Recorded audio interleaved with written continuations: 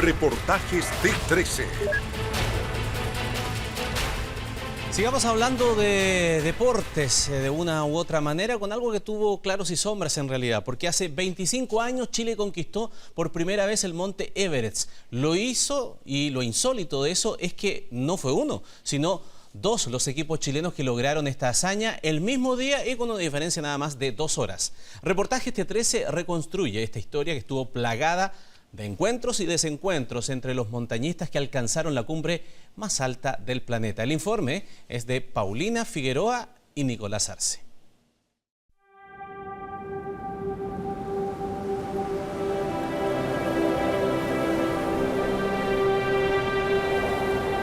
El 15 de mayo de 1992, el monte Everest vio flamear por primera vez una pequeña bandera chilena.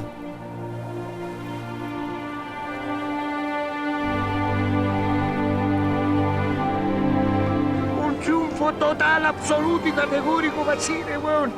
Nunca más, weón, a media. Pero en realidad no fue una, sino dos las banderas de Chile que llegaron ese mismo día a la cima. Dos expediciones distintas que se encontraron en la cumbre más alta y peligrosa del planeta. Nunca un chileno había estado en la cumbre. Eres el pulmón y corazón más alto que late en el planeta. Me sentí muy chileno. A 25 años de uno de los hitos deportivos nacionales más ambiciosos, dos de sus protagonistas desentrañan las historias de encuentros y desencuentros que los llevaron a conquistar, cada uno por su lado, el llamado techo del mundo.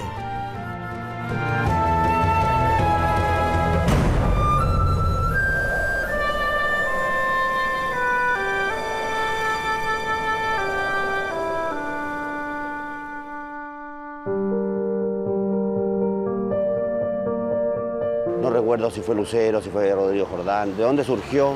Se levanta la primera idea, vamos al Everest. Fue como algo así insólito. Todos se cagaron de la risa. Dijeron, no, que al Everest. Estamos subiendo el Pochoco, el Manquehue, ¿cómo vamos a ir al Everest? Era 1986 cuando el equipo de montañismo de la Universidad Católica intentaba por primera vez alcanzar los 8.848 metros de altura del monte Everest en la frontera de China con Nepal. Todos sabíamos que jamás íbamos a ir al Everest, pero es solo pensar que tal vez podríamos, aunque sea caminar al campamento base, ya eso era suficiente para movilizarnos a todos. 9 hombres se prepararon 2 años para cumplir ese sueño. Pero la montaña más peligrosa del planeta no tuvo piedad a la hora de recordar su oscura fama. El joven montañista Víctor Hugo Trujillo perdió la vida 1.800 metros antes de llegar a la cumbre. Se desprendió una masa de hielo a 7.000 metros que provoca la muerte de Trujillo y eso significa que el equipo se desarma. Moralmente no está en condiciones de asumir ningún reto. Ese mismo año, el médico Mauricio Purto regresaba a Chile después de subir el Mont Blanc y graduarse de alpinista en Italia. Conocía bien al grupo que regresaba derrotado del Everest. De hecho, había sido expulsado de ese equipo. En una situación muy tortuosa, me expulsaron de la rama de montaña de la Universidad Católica. Básicamente porque yo salía con Ítalo Valle, que era de otro club, el Club Águila Azul. Para mí eso no tenía mucho sentido, pero fue una división muy dura.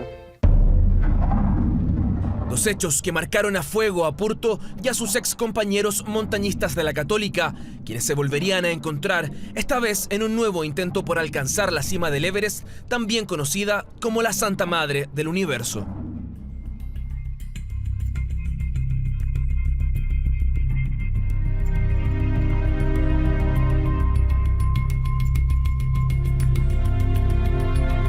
En 1992, Mauricio Purto, junto al Club Alpino Italiano, diseñó un ambicioso plan para conquistar el Everest. Sin embargo, descubrió que no era el único grupo chileno que lo intentaría.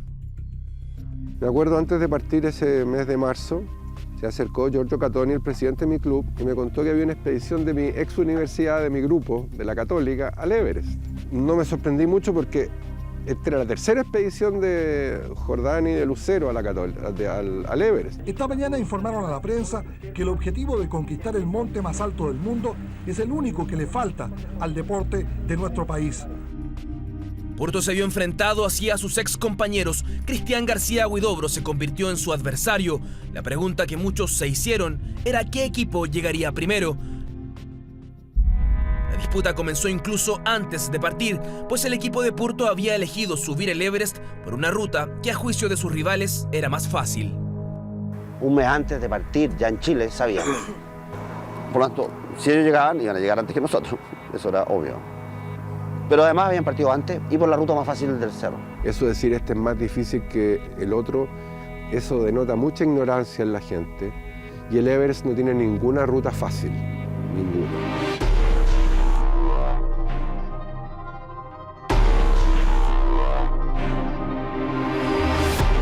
Habían dos grandes imposibles. Una arista que todavía no estaba escalada, donde han muerto muchos escaladores, y esta cara, la cara olvidada del Everest, la pared del Kan Chun. Ya la montaña tenía 600 ascensiones, pero por esa ruta, por esa cara, tenía solo 2 ascensiones.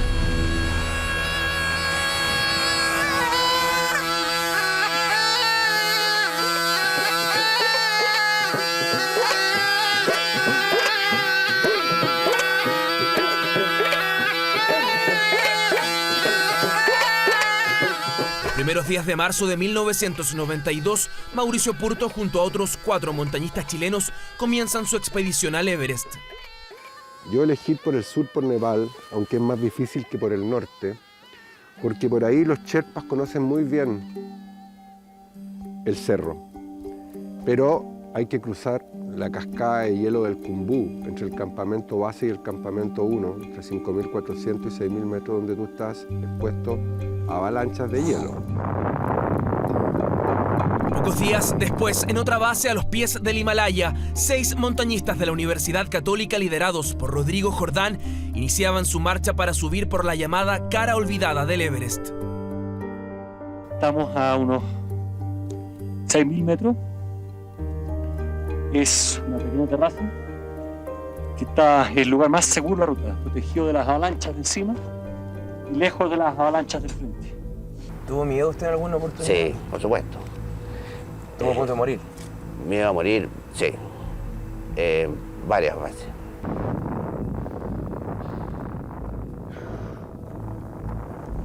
¿Dónde será? Pero es grande, ¿eh?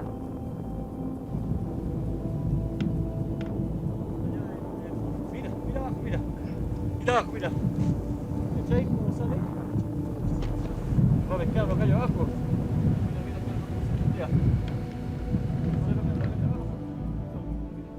García Huidobro cuenta que el plan de su equipo era abrirse paso en la nieve y anclar en la roca cientos de metros de cuerda para asegurar la línea que los llevaría a la cima. Sin embargo, esa colosal tarea estuvo a punto de fracasar. Empiezo a buscar un clavo o un empotrador para poder hacer este anclaje. Estoy buscando con las manos peladas y escucho algo así como una tronadura en Chuquicamata. Primero, mi primera reacción es calle.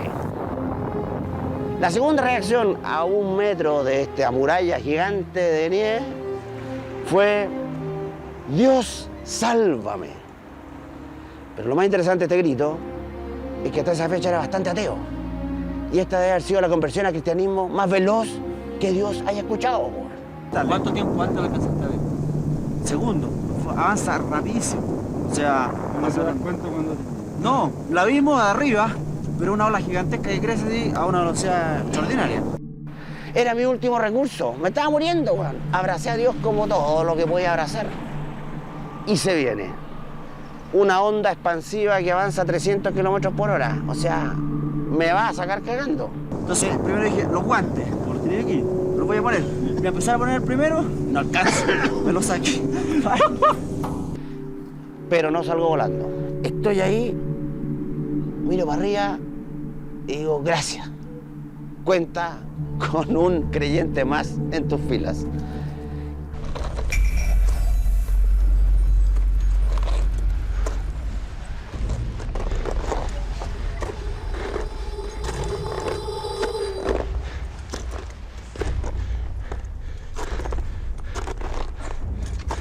Cuando ambos equipos se acercaban a los 8.000 metros de altura, el frío y la inclemencia del tiempo les impide seguir avanzando a la cima. No te puedo decir cómo vengo, pero vengo bien.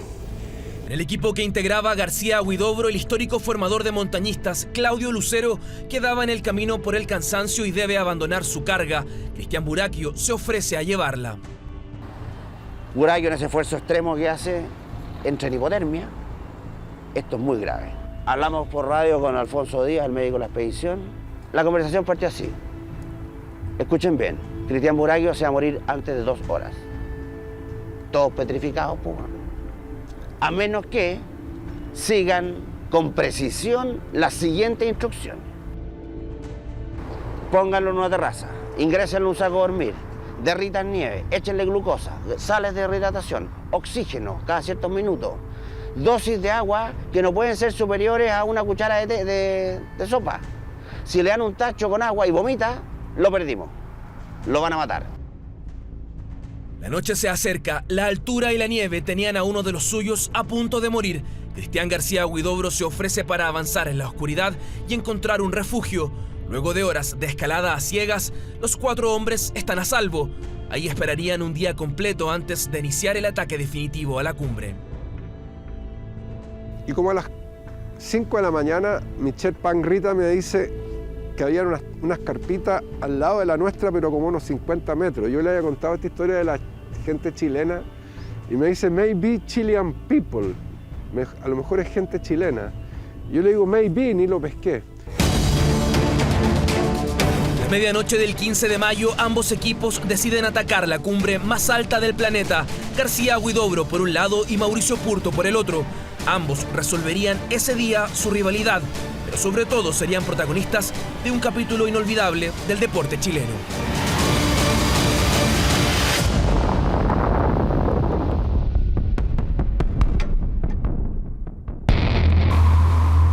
Hasta que como a 8.400 metros, diría yo, vemos luces que salen del Collado Sur, vemos que se acercan y son sherpas. Y ellos nos dicen, bueno, ¿y de qué nacionalidad son? Chilenos, le decimos. Ah, qué divertido, dice.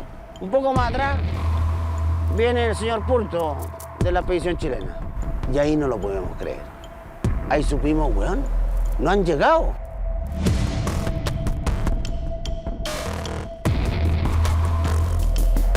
La primera reacción natural fue, oye, puta, apurámonos, vamos para la cumbre.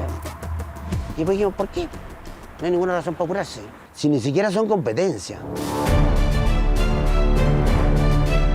O sea, entendíamos que ellos habían hecho otra cosa, que es legítima, como es legítima la nuestra, pero era totalmente distinta a la nuestra. Cuando quedaban unos cientos de metros para la cumbre, el equipo de la Universidad Católica tomó una decisión. Había que llegar a la cima antes que Purto. No solo que hicimos una ruta difícil, la hicimos enteramente nosotros. Pero para poder contar esto, no podíamos ser segundos. La única manera que alguien nos preguntara, que algún periodista quisiera preguntarnos, teníamos que ser los primeros. Jordán trató de apoderarse del ascenso del Everest, cambiando un poco los códigos del montañismo y diciendo, esta es una carrera de 100 metros plano y el que llega primero es el que subió primero. Eso no es el montañismo, eso es otra cosa. Pero bueno, hay auspiciadores, gallegos para regalar aquí. En el equipo de montañistas de la Católica designan a Cristian García Huidobro para que sea el primero en llegar a la cumbre. Rodrigo Jordán resuelve documentar el ascenso, pero para poder llegar le pide a su compañero, Juan Montes, su tanque de oxígeno. Se hacen el cambio de oxígeno. Rodrigo le dice a Montes una frase que histórica, le dice, "You are in your own". Y nos separamos. El ritmo que están haciendo no los está obligando a taquicardia muy extrema. Y ahí parte, iba Rodrigo conmigo, montes más lento, ya no tiene el oxígeno y seguimos juntos. Vienen saliendo 4 personas de Collao. Parece que está la cumbre también detrás de nosotros, de unos 200 metros más aproximadamente.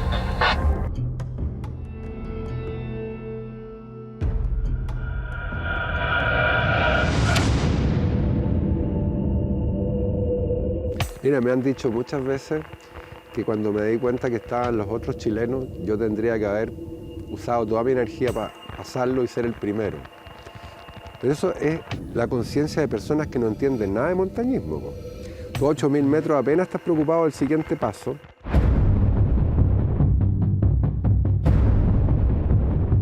A las 10:15 de la mañana del 15 de mayo, el ingeniero Cristian García Huidobro se transforma a sus 30 años en el primer sudamericano en llegar a la cumbre más alta y peligrosa del planeta.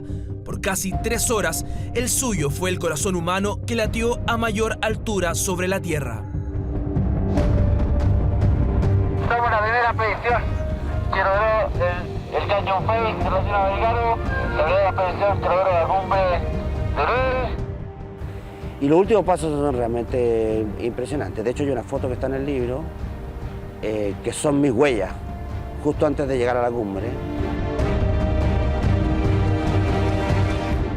Pero la historia no termina ahí. Metros más abajo, Mauricio Purto sigue en su intento por alcanzar la cima.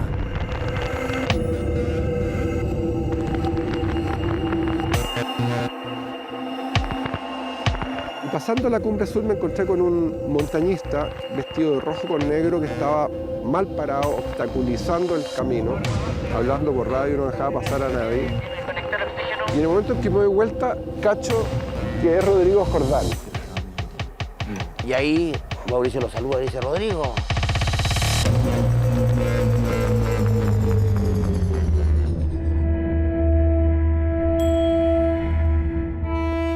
Y me dice, wow, así como si hubiera visto a Darth Vader. Entonces yo le digo, Jordán. Y él me dice, Purto. Y Rodrigo, para rematarlo, saca la cámara. Me dice, mira, ahí está Cristian García Huidobro. Le dice, hola Mauricio, aquí estoy, excelente. Acabo de terminar de filmar a Cristian llegando solo a la cumbre.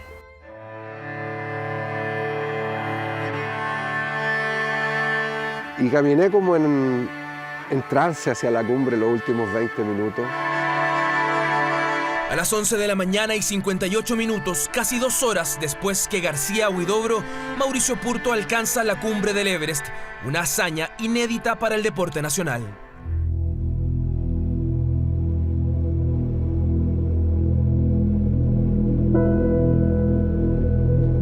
En ese momento fui a saludar a Cristian García Huidobro, me sacó el dedo del medio, me dijo una serie de garabatos, te cagué tal por cual.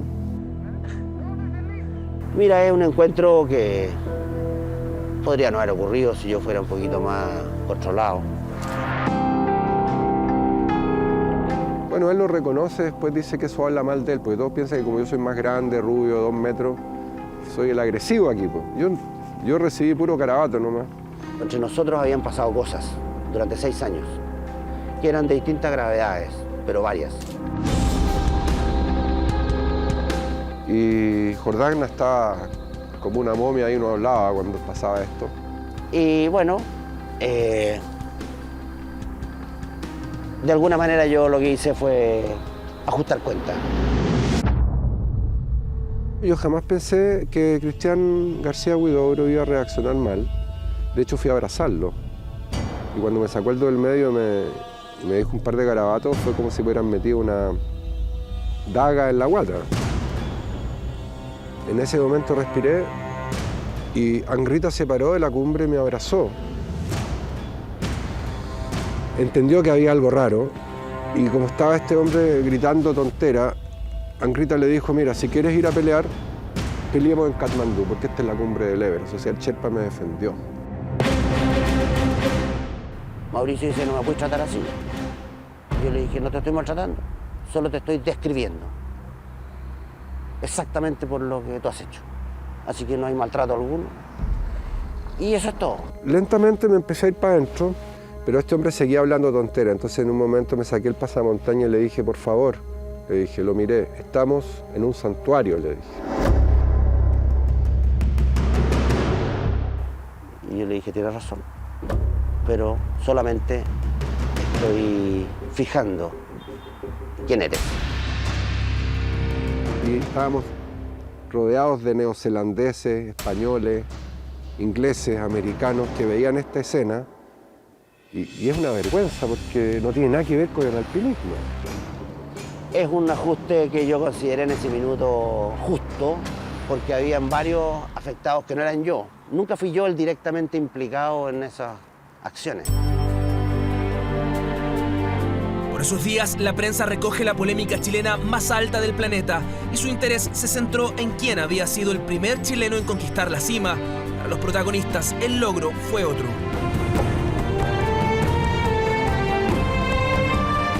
Y nunca un chileno había estado en la cumbre. A mí eso de ser el primero no me atrae tanto como la prueba, pero también es un regalo y me sentí muy chileno, me sentí sacar la banderita que me habían regalado las monjitas de Auco con una reliquia de la Santa Teresita de Jesús, un huesito que enterré en la cumbre. Fue una situación enorme, maravillosa, ver a otros compatriotas llegar conmigo que habíamos tenido una historia juntos y que la existencia nos obligaba a botar el ego y encontrarnos ahí. Fueron muchas cosas juntas. Un triunfo total, absoluto y categórico para Chile, weón. Nunca más weas a medias. Nunca más hueá media significa es que somos suficientemente poderosos para hacer las cosas bien, para hacer grandes cosas. Pero para hacer grandes cosas es reconocer que dentro de nosotros hay un ser grande.